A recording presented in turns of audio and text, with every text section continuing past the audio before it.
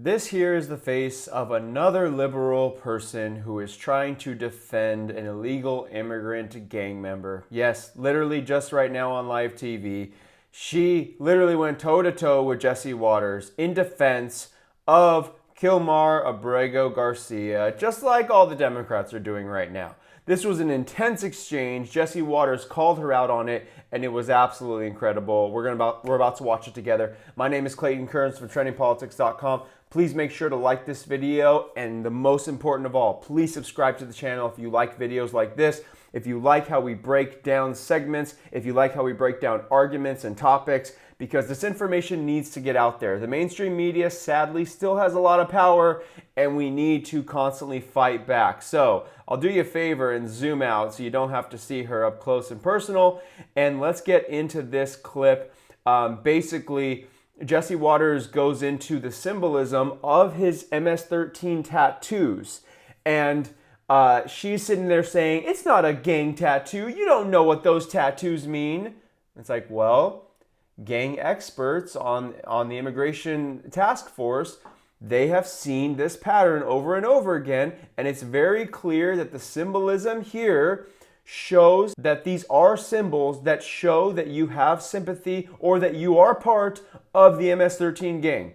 There's no ifs, ands, or buts about it. Let's watch this 2-minute clip together. Well, Jessica keeps on saying there's all these mistakes. First, she said this guy was picked up because he had a Bulls hat. And then he has tattoos on his hand that spell MS-13. That's not true. Yes, it is. Read the symbolism, Jessica. What are you, a gang detective? Cut it out. And then he's wearing paraphernalia that says the slogan for MS-13. And then he gets caught up in a gang sweep with ranking members of MS-13 as part of a murder investigation. Then gets pulled over and he's suspected of human trafficking. Then gets accused of slugging his wife twice, and she has it on video. And suddenly his name isn't Maryland Dad, it's due process. Mm-hmm. You transitioned pretty quickly, Jessica. And to say this administration never admits a mistake, you guys never admitted you opened the border for 4 years. Yes, we did. Come on. You're saying this guy the border was you're saying this guy's afraid to go home? Because that's funny. In 2019, when he was popped, he said he wasn't afraid to go home, Jessica. Yeah. Funny that you're into due process now, after bringing us the Me Too movement, cancel culture, and the Trump trials. You can't break into the country and ignore the process of coming here and then want a process to leave. You cannot cut the line to come here and then ask to be put in a line to go home. If you guys are going to be the defense attorneys for every criminal gangbanger in America, after you've allowed the gangs to invade and now say all of them need lawyers, it's going to be an eternity, Jessica, to get these people out of here.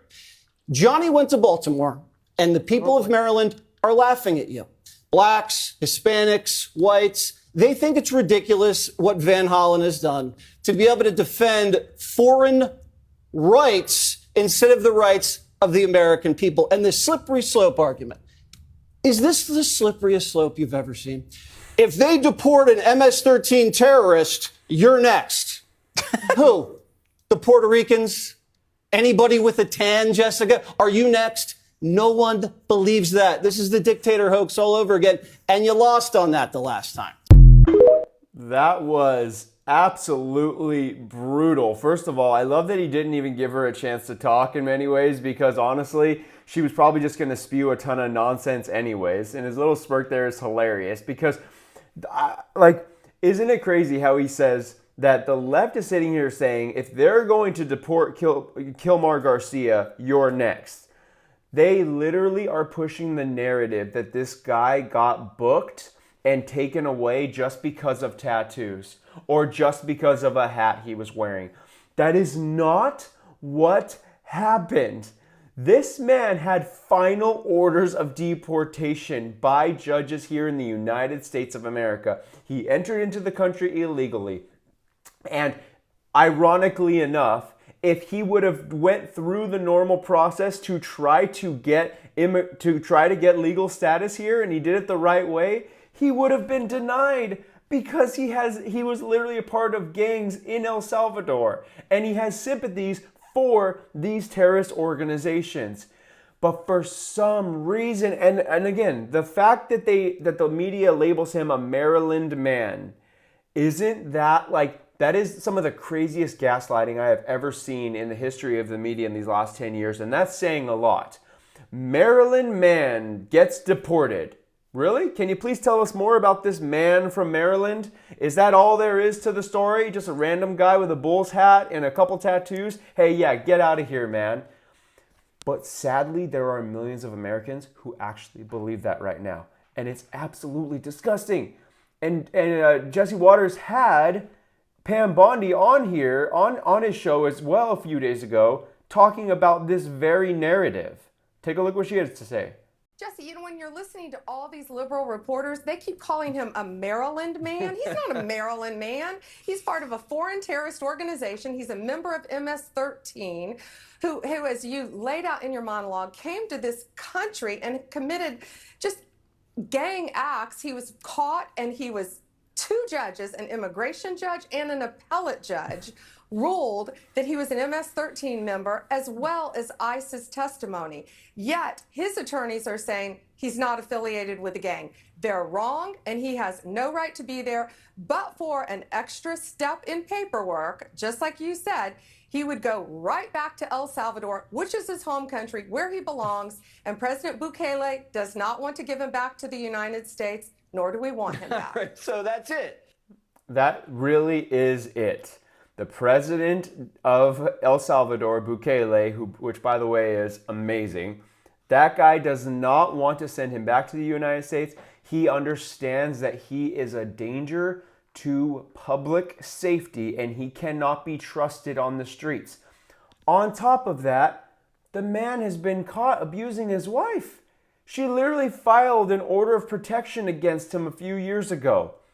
Why does the left love defending these people? Like, if you thought the popularity of the Democrats was in the basement, I mean, I don't know what can be lower than the basement. They're getting into the crust of the earth at this point. I don't know how they're ever going to be trusted again in the United States. Now, this Maryland man hoax was actually put on the brightest of stages yesterday at the White House press briefing. So, popular YouTuber, I'm sure you know who he is if you're watching me on YouTube. You know who Tim Pool is.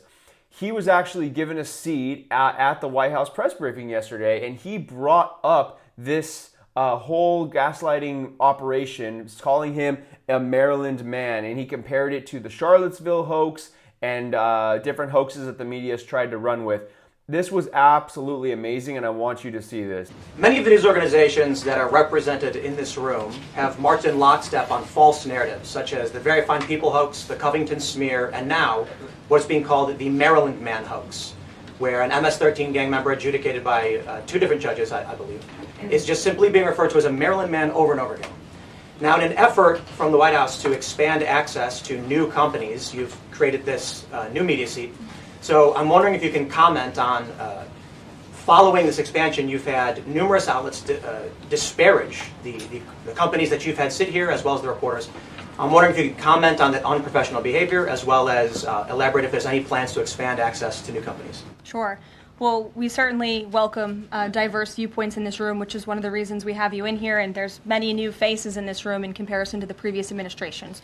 We want to welcome all viewpoints into this room. We welcome unbiased journalists who really care about the truth and the facts and the accuracy, and you rightfully pointed out the Maryland man story, which I, from this podium, when The Atlantic published it, on that very first day, I came to this podium and said, this is wrong. The press in this room have this story wrong, and we have seen more and more evidence come to the table that we have had all along. We were always right. The president was always on the right side of this issue to deport this illegal criminal from our community. And it is despicable to see the media continue to refer to this individual as someone who is just a peaceful man living his life in Maryland. This was and always has been an illegal criminal, an MS-13 gang member, and a designated foreign terrorist. And the administration maintains our position to deport these individuals from our community. So thank you for being here, Tim. It's great to see you. Thank you. And something struck me as she was speaking there is how fast the left was to brand all 75, 80 million Trump supporters as terrorists after January 6th.